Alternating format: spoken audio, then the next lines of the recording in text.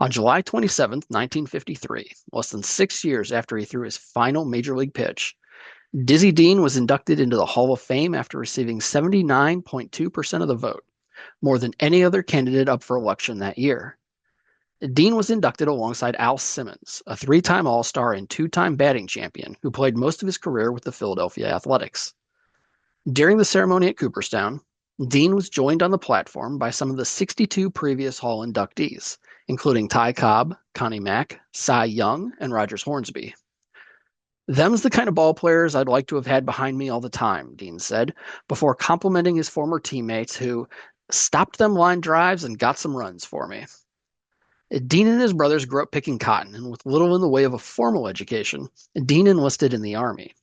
He was assigned to Fort Sam Houston, where he attracted the attention of a semi-pro team out of San Antonio. It was there that the Cardinals discovered Dean and signed him. On September 28, 1930, Dean made his major league debut, holding the Pirates to one run on just 3 hits.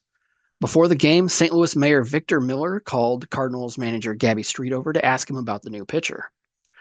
"Mr. Mayor, I think he's going to be a great pitcher, but I'm afraid we never know from 1 minute to the next what he's going to do," Street told him.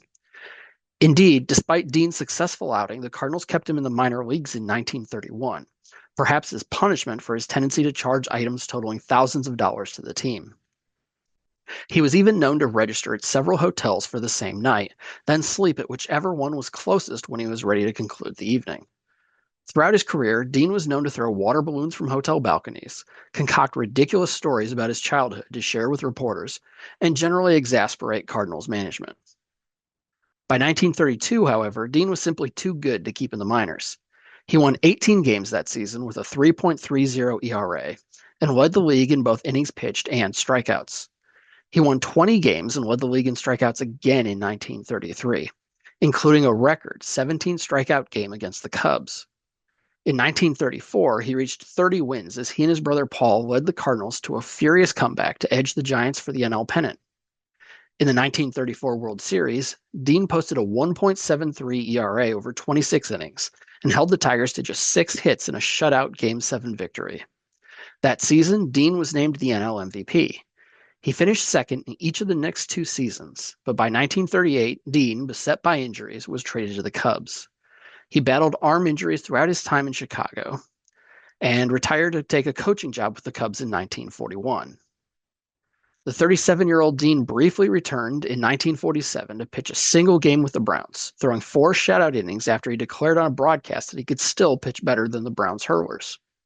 After Dean's national TV and radio broadcasting career concluded, he retired to Bond, Mississippi.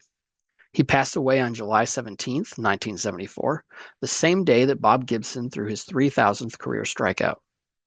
So that's a quick look at how Dizzy Dean earned his place in Cooperstown. For more Cardinals history, visit stlredbirds.com or follow me on Twitter at Remembirds, REMEMBIRDS. Thanks again, and go Cards.